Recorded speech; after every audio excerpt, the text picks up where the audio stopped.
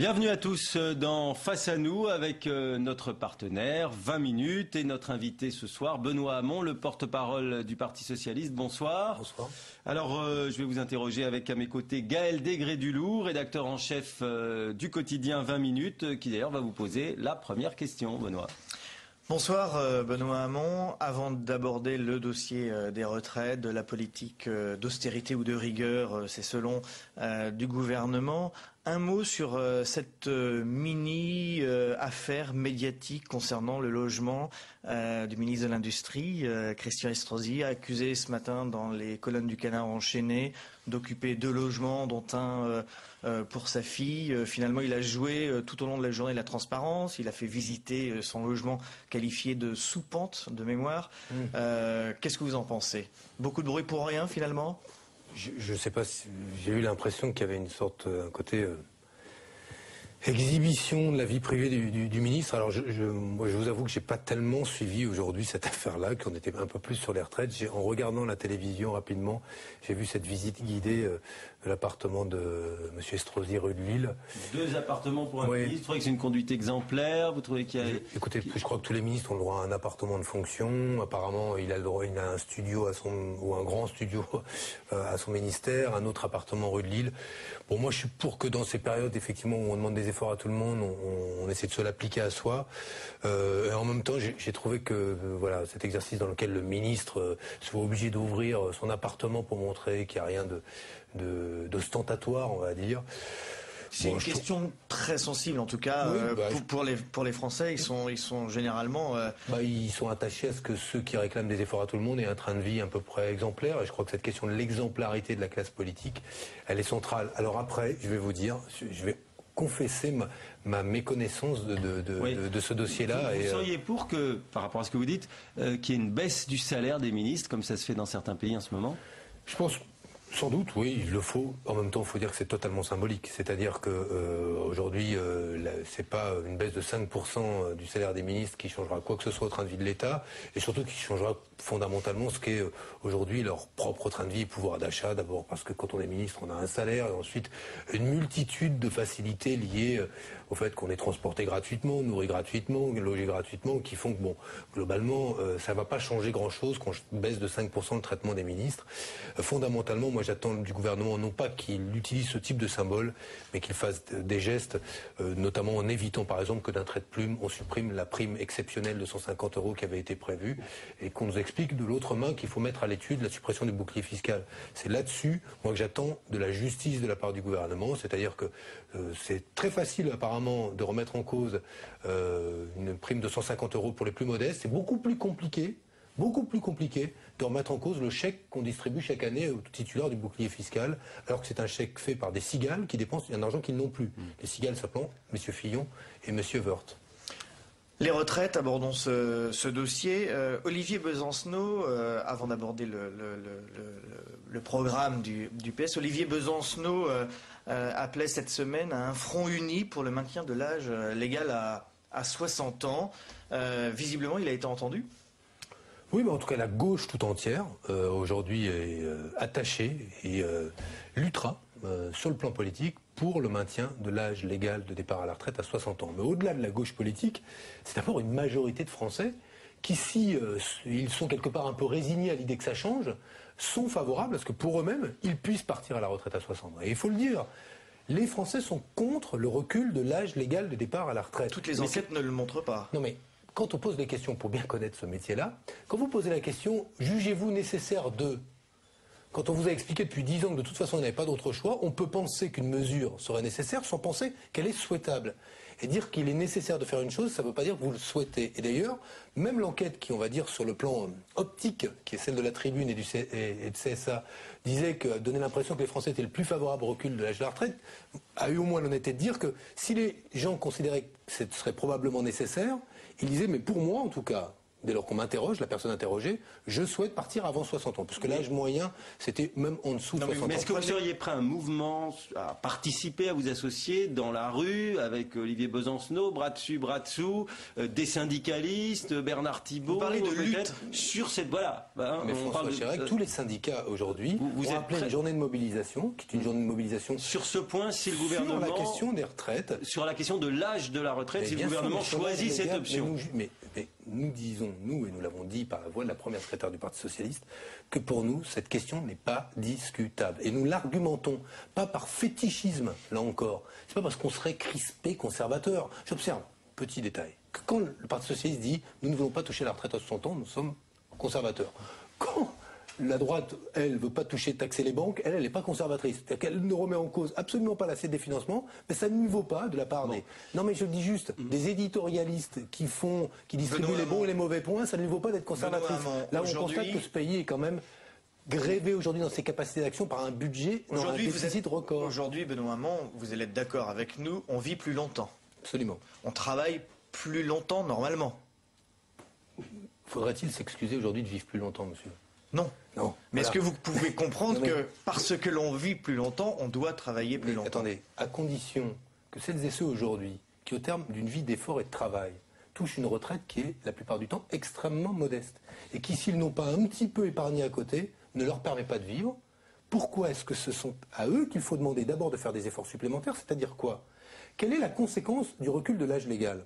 Quand vous quittez le marché du travail, en moyenne, bien avant vos 60 ans, parce que l'âge moyen de cessation d'activité est avant 60 ans.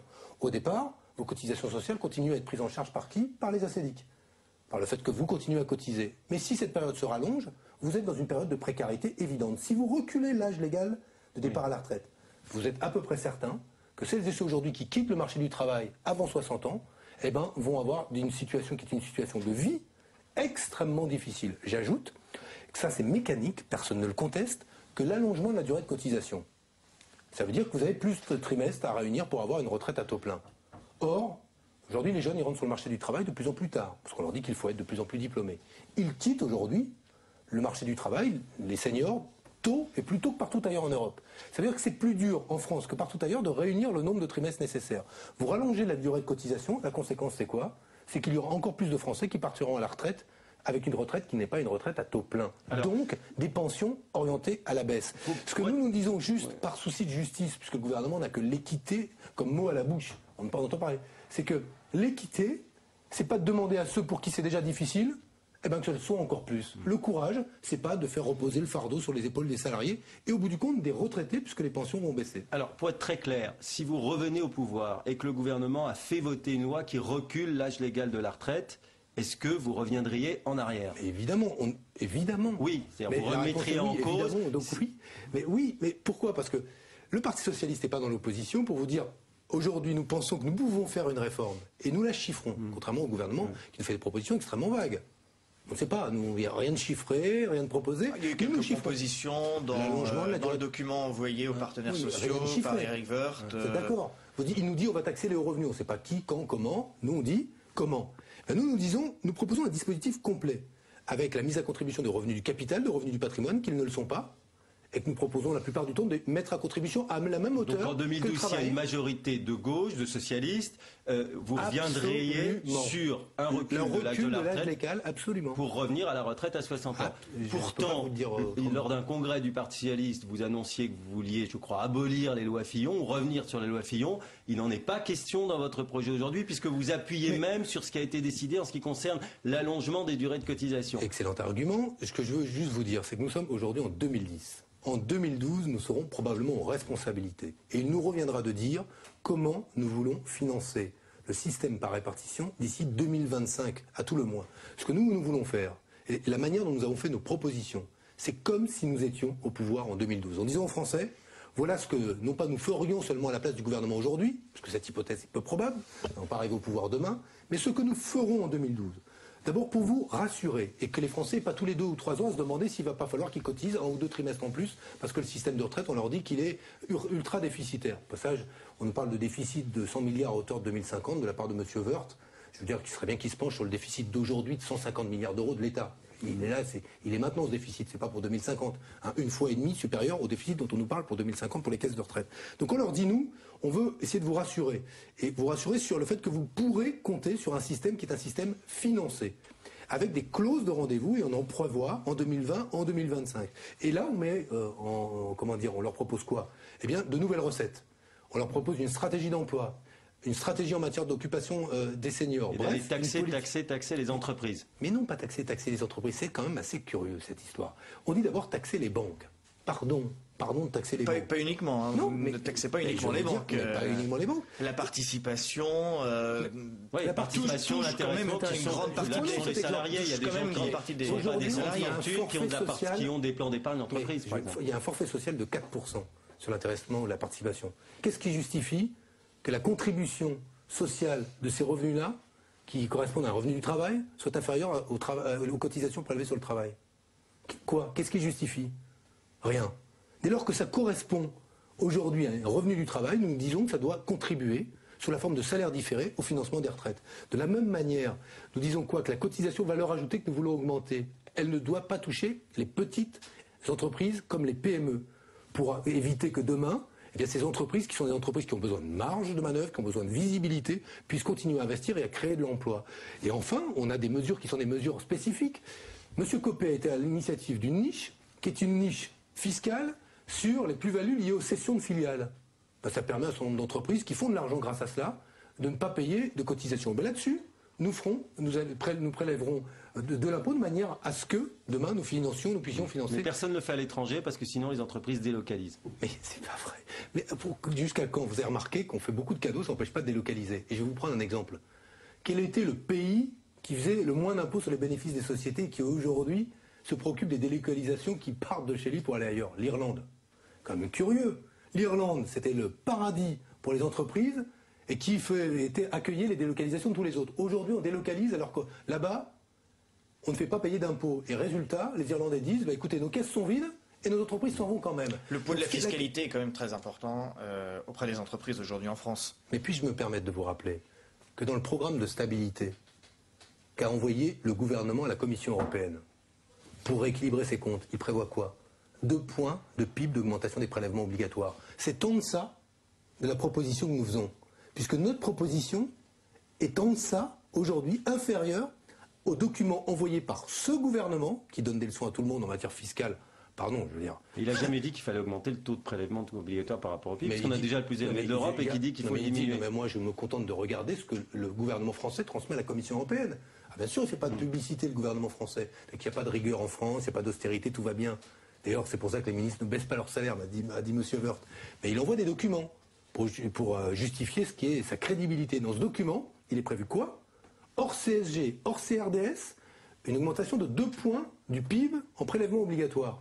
Eh bien, voilà. Le PIB, c'est le produit intérieur brut, pour ceux qui nous écoutent. Que le gouvernement soit un peu sérieux sur ces questions-là. Et moi, je regrette, je vais vous le dire très franchement, ce qu'a été la réaction de François Fillon aujourd'hui à l'Assemblée nationale. Parce que on avait bien compris qu'il ne savait pas très bien compter, vu le niveau de déficit dans ce pays, qui dépensait un argent qu'il n'avait pas, mais en plus, il ne sait manifestement pas lire les documents que met dans le débat public le Parti socialiste. Il invente des prélèvements qui ne figurent pas dans la liste des propositions que nous faisons. Il dit qu'on veut faire un prélèvement, notamment en faisant payer de la CSG, sur les contrats d'assurance vie. Ça n'y est pas, parce qu'on a explicitement sorti les contrats d'assurance vie comme les livrets d'épargne populaire.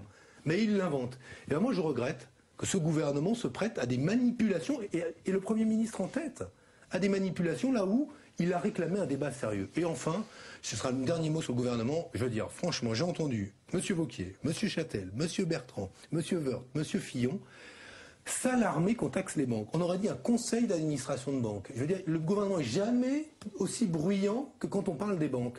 Ben, franchement, moi je trouve qu'il y a plus de courage, ou en tout cas, il y a plus de courage à dire aujourd'hui que c'est là que l'argent existe et qu'il faut en prendre, que de dire qu'aujourd'hui c'est sur les épaules des salariés qu'il faut faire. Le gouvernement ne parlait pas uniquement des banques. Élargissons. Mais il ne parle pas que des banques, mais vous observerez que dès qu'on parle des banques, non, il parlait aussi de la fiscalité des entreprises, la fiscalité des ménages, la fiscalité des salariés, la fiscalité d'un certain nombre de corps sociaux. Mais rentrons dans le détail de nos propositions. Et nous on a dit quoi? On a dit 7 milliards d'augmentation liée à l'augmentation de la cotisation valeur ajoutée. On a dit 3 milliards sur les bonus et les stock options. Je rappelle aussi que les hypothèses sur lesquelles nous partons sont les hypothèses moyennes du corps, du Conseil d'orientation des retraites. On a dit effectivement augmentation du forfait social sur l'intéressement et la participation. On a dit suppression d'1 milliard d'euros d'exonération liée à la CSG. Suppression d'une partie des niches de la choc fiscal. Mais ça, c'est le gouvernement qui dit choc fiscal. Non, mais je reprends l'expression des... oui, mais ça, c'est vrai que quand... Là, non, parce que j'entends tout ce que vous dites, c'est vrai que c'est une accumulation d'un bombe fiscale. Bombe fiscale. Vous pouvez me dire ce que c'est la principale bombe fiscale, c'est 50 milliards d'euros de bouclier fiscal, de paquet fiscal et de niche fiscale qui ont fait que ce gouvernement a distribué des cadeaux avec un argent qu'il n'avait pas. Et de la part de ce gouvernement-là, franchement, sinon, il n'y a pas de leçon à recevoir en matière de politique fiscale. On n'en serait pas là s'ils avaient été un peu moins négligents et un peu moins cigales. Parlons un petit peu du programme plus global du Parti socialiste, projet économique qui est en train de se faire, dont Pierre Moscovici a déjà présenté quelques grandes lignes et bases de départ. Jack Lang a dit qu'il trouvait que ça manquait de souffle, que ça faisait pas vibrer, qu'on s'inspirait pas assez des bonnes expériences des élus socialistes de terrain. Qu'est-ce que vous en pensez? Archaïque. Fatigué. Qui, Jack Lang, fatigué? Non, je sais pas, le Parti socialiste. Ou Jack Lang peut-être, non? Moi, j'ai pas trop de commentaires. Vous savez, moi, sur les commentaires de Jack Lang, je pense qu'on essaye, nous, de penser... Vous êtes plus prompt à commenter les critiques du gouvernement que les critiques de vos... parce que ça m'intéresse moins et que je crois... Oui, mais il y a aussi de divergences internes au sein du PS, par exemple. Il y a des divergences entre la rue de Solferino et puis les élus de terrain. On le voit, par exemple, avec les sénateurs qui s'opposent à l'interdiction drastique du cumul des mandats. Vous voulez imposer avant même les sénatoriales. Non, mais juste pour revenir sur le... Socialiste, ça, je ne vais pas le contester, je serais très malhonnête si vous disiez le contraire. Mais si vous me dites, Jack Lang pense que le projet socialiste manque de souffle, je vous dis juste, bon, c'est pas, franchement, ça va pas m'empêcher de dormir, et je pense qu'il m'empêche pas d'avoir le débat avec Jack Lang. Pour nous, l'essentiel, il est d'apporter des réponses à quoi? On nous explique aujourd'hui que ça va pas bien. Ça va pas bien. Pourquoi? Parce qu'il y a une crise financière. Cette crise financière a produit une crise économique et une crise sociale. Et la conséquence de tout ça, c'est qu'on applique partout des plans d'austérité. C'est-à-dire qu'on paye deux fois. Qu'on a vu une chute de l'emploi massive, des délocalisations, des licenciements, une perte du pouvoir d'achat. Et derrière ça, la potion pour en sortir, c'est des cures d'austérité. Vous savez, Léon Blum, qui aime beaucoup citer le président de la République, disait « Il s'avère parfois que les poisons peuvent être des remèdes. Mais il y a des fois, les poisons ne sont que des poisons. » Eh bien, aujourd'hui, une cure d'austérité telle qu'elle s'applique aux pays européens, telle qu'elle s'applique à la France, à travers les objectifs de réduction de la dépense, qui sont des objectifs extrêmement lourds, dès lors que ce sont des dépenses d'intervention, que ça touche le RSA, que ça touche l'allocation adulte handicapé, que ça touche les allocations logement, que ça touche la fameuse prime de 150 €, cette conséquence-là, ce sera probablement d'inscrire notre pays dans un sillon ou de croissance molle ou de récession. Et si vous avez peu de croissance, peu de recettes fiscales. C'est ce qui justifie d'ailleurs, c'est le grand paradoxe de la situation, qu'après que les marchés se soient inquiétés de la situation de la dette souveraine des États, ils s'inquiètent des perspectives faibles de croissance liées au plan d'austérité. Donc qu'est-ce qu'il faut faire selon vous, par exemple, pour sauver la Grèce, par exemple? Mais je ne dis pas que c'est simple. Là, il faut être... surtout sur la Grèce, où nous avons une situation particulière liée au maquillage et à la dissimulation par le gouvernement précédent. L'endettement est plus important, mais voilà. On est visiblement pas très loin derrière. Oui, mais la structure, là encore, quand on compare la Grèce, l'Espagne, la France, il faut faire attention. Par exemple, l'endettement de l'Espagne, il est lié à la bulle immobilière. Il y a une stratégie de croissance qui s'était adossée à cette bulle immobilière. Ce qui fait que les déficits ont explosé extrêmement vite et qu'on a une situation très tendue en Espagne qui s'est traduite par une explosion du chômage. La situation de la France, là encore, elle est très différente de l'Allemagne. Aujourd'hui, ce qui est très frappant, c'est que alors qu'on a connu une récession inférieure en France à l'Allemagne, on a connu une récession de 2 à 3 points, là où ils en ont connu 6 points, une récession, leur taux de chômage n'a pas bougé, là où le nôtre s'est envolé de 3 points. Ça veut dire quoi? C'est que une politique qui était une politique, de soutien notamment grâce au chômage partiel, au maintien de l'emploi, qui leur a permis de maintenir l'emploi, là où on a fait des choix politiques, qui sont des choix politiques qui se font, et je le dis, je le répète, au détriment de l'emploi, et tant qu'on ne comprendra pas dans ce gouvernement que défiscaliser les heures supplémentaires, c'est moins d'embauches, mais c'est du bon sens économique. Je veux dire, tout le monde comprend ça. N'importe quel patron de PME qui pointe dans la boîte, c'est ça. Benoît Hamon, vous savez aussi que n'importe quel patron de PME ou derrière de grands groupes, ils vous disent tous que la fiscalité pèse beaucoup trop sur les résultats des entreprises. C'est pour ça que le Parti socialiste propose quoi dans son projet? Pas celui des retraites, mais l'autre. Que l'on module l'impôt sur les bénéfices des sociétés en fonction des bénéfices réinvestis. Qui réinvestit ces bénéfices tout le temps? Ceux qui prennent des risques tous les jours, c'est-à-dire les patrons de PME. Parce qu'ils prennent des risques.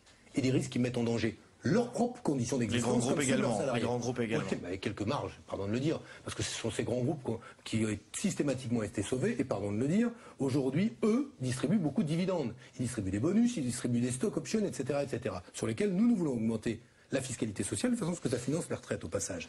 Mais je veux dire que là, on a une mesure qui est une mesure très importante, qui tient compte de ce que vous dites, des impératifs de compétitivité, de façon à soutenir d'ailleurs le fait que nos PME se tournent davantage vers l'export. C'est pas vécu comme ça dans certains milieux économiques. En tout cas. Alors peut-être que Madame Parizeau le vive pas bien, ça c'est sans doute. Mais non, pas uniquement. Non, mais quand on teste auprès de l'UPA, quand on teste auprès de patrons de PME nos propositions, je peux vous assurer que nous, on a parfaitement compris qu'aujourd'hui, le sort de la France ne pouvait pas se faire contre les PME. Un sondage, en tout cas. Oui, alors, pour savoir comment est ressenti le programme du Parti Socialiste à horizon 2012. Je vous invite à le faire avec 20 minutes, si vous voulez. Mais nous le ferons, et nous vous réinviterons. Et vous verrez que sur ces sujets-là, nos mesures sont des mesures qui sonnent comme des mesures de bon sens. Un autre chapitre qui intéresse le Parti Socialiste, la préparation de la présidentielle de 2012. Alors, Martine Aubry qui dit ce matin, il faudra voir entre DSK ou moi pour les primaires au sein du PS pour la présidentielle de 2012. Vous savez, le pré-choix est fait. J'ai pas compris. Elle a dit que ce sera elle ou lui ou...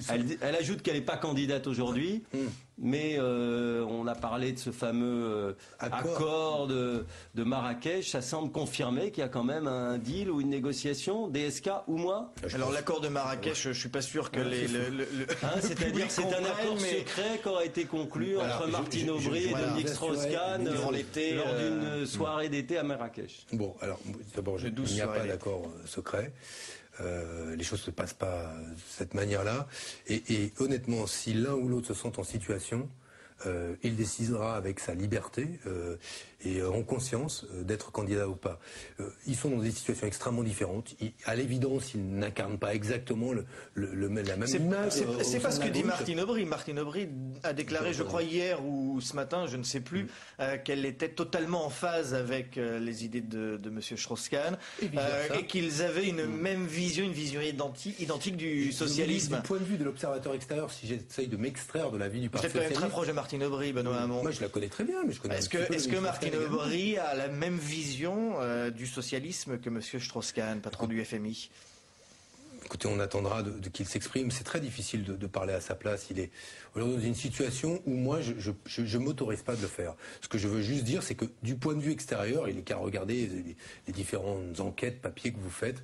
Ils ont clairement une image qui est une image qui n'est pas exactement la même et une popularité qui ne se concentre pas sur les mêmes secteurs, les mêmes catégories sociales. Donc, et le fait qu'aujourd'hui, DSK, un sondage va encore le montrer ce soir, soit considéré comme le candidat le plus crédible face à Nicolas Sarkozy, est-ce que c'est un atout, une pression supplémentaire? C'est pas vécu comme tel par Martine Aubry, je peux vous l'assurer. Après que l'on répète que Dominique Strauss-Kahn ou Martine Aubry, comme c'était le cas, ou d'autres, pourraient battre Nicolas Sarkozy en 2012, c'est une bonne chose, parce que ça veut dire que la gauche peut l'emporter, et j'espère qu'elle l'emportera. Donc moi, tout ce qui illustre jour après jour que la gauche peut l'emporter en 2012, c'est une bonne chose. Mais par exemple, Malek Bouti qui disait aujourd'hui sur le site de Public Sénat, ma préférence c'est que ce ne soit pas un triumvirat qui décide pour les socialistes qui doit être candidat ou pas. Il parle de rapport manœuvrier du PS à la présidentielle. Non, mais il faut pas. Je vais essayer, moi je suis porte-parole de tous les socialistes, donc j'essaie, c'est une synthèse parfois complexe, mais je crois que là-dedans il ne faut pas avoir toujours de manœuvres, là où il n'y en a absolument pas. Il a raison de dire que ça ne peut pas faire l'objet d'un accord, là où on a voulu qu'il y ait des primaires, et que les primaires, elles doivent départager nos candidats, et elles doivent les départager par un vote des citoyens, c'est pas un vote des militants. On a l'impression que les jeux sont déjà un peu faits, voilà, avec cette affaire de primaire, et que derrière, finalement, si M. Strauss-Kahn se présente, le boulevard est peut-être tout tracé, non? Mais d'un côté, je vous lis, et j'entends qu'il y a plein de candidats. Alors j'entends des noms, François Hollande, Ségolène Royal, Martine Aubry, Dominique Strauss-Kahn, Manuel Valls. Il y a une forte pression, en tout cas, des Strauss-Kahniens. En ce moment, alors peut-être que... J'observe qu'il y a eu une série de unes de grands magazines hebdomadaires. La presse, c'est bien. Voilà, écoutez, je lis les journaux, mais je ne pense pas que les unes soient faites par l'entourage de Dominique Strauss-Kahn. C'est que c'est quand même les journalistes et les patrons de ces journaux qui décident de ce qu'ils font à la une. Sur quelques petits points d'actualité rapidement, la burqa, projet de loi présenté aujourd'hui. Est-ce que Jean-Marc Ayrault dit que, en principe, le groupe socialiste ne déposera pas de recours devant le Conseil constitutionnel. On s'achemine malgré tout vers un consensus après les précautions qui sont prises dans ce texte. Il y aura une période d'essai, il y aura le choix entre une amende ou une forme de pédagogie. Enfin.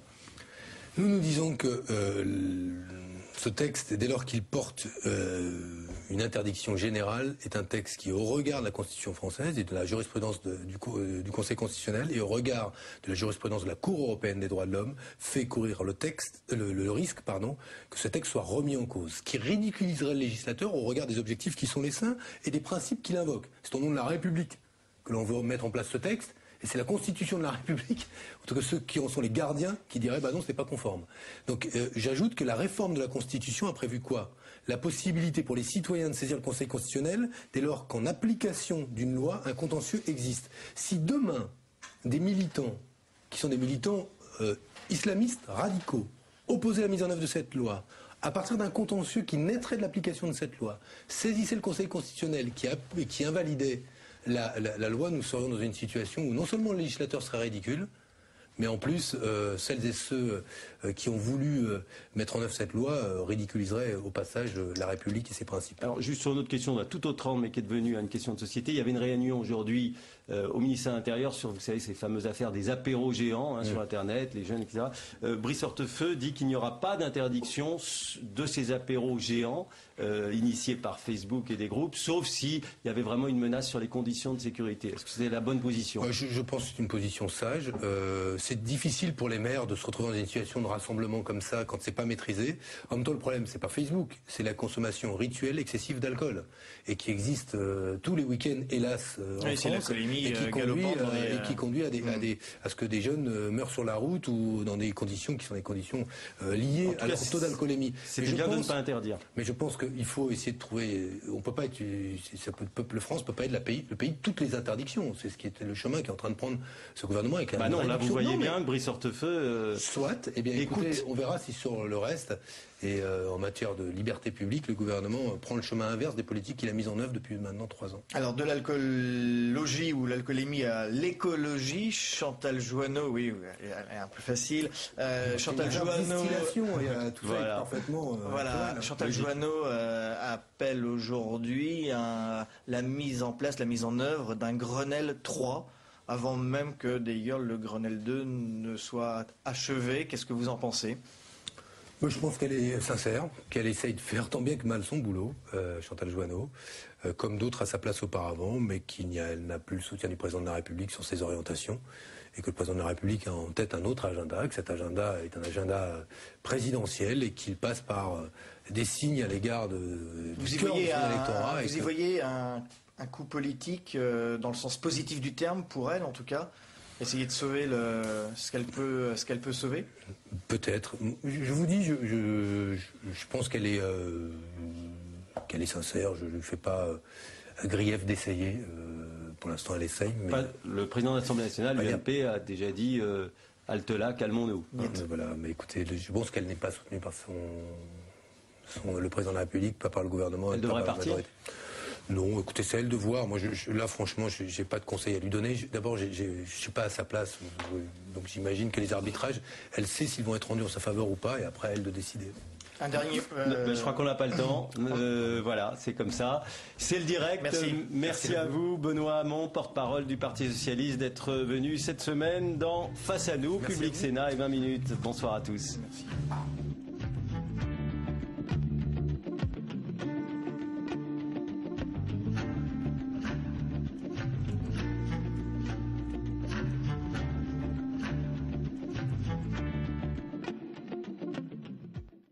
Puisqu'il s'agit d'ouvrir la voie à une espérance nouvelle, nous le ferons au printemps. Le 27 avril 1969, De Gaulle perdait le référendum sur le Sénat et quittait le pouvoir. 40 ans après, le réalisateur Jean-Michel Dzian a interrogé les proches et les biographes du président pour comprendre les raisons de ce départ et son lien avec les événements de mai 68. Je pense que mai 68 a tué De Gaulle. De Gaulle, la fin d'un règne. Un documentaire pour revisiter les grandes heures de notre histoire, samedi à 22h, suivi d'un débat animé par Benoît Duquesne.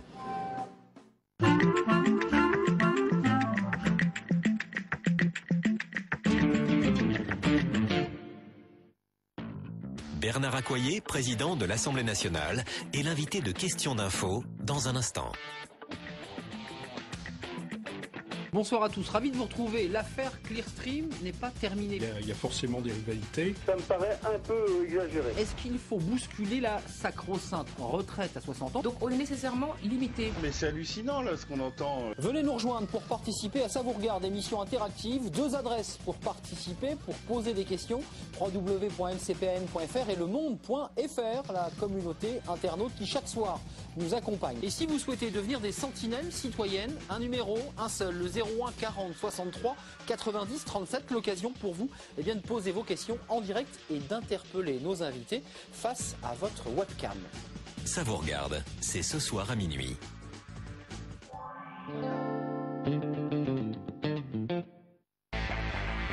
L'élection de Barack Obama a ravivé le mythe américain. Un élan qu'il faut maintenant confronter à de nouveaux défis, de nouvelles peurs. Les États-Unis changent. Alors LCP vous propose 3 regards sur cette mutation. Pas de repos pour Granny ou le quotidien de ses salariés qui prolongent leur activité. Quand Obama se met au vert pour comprendre les enjeux d'un New Deal écolo. Wanted, Barack Obama. Une immersion dans les campagnes de dénigrement de la droite conservatrice. Questions, analyses et réactions autour du nouveau rêve américain. C'est en mai sur LCP.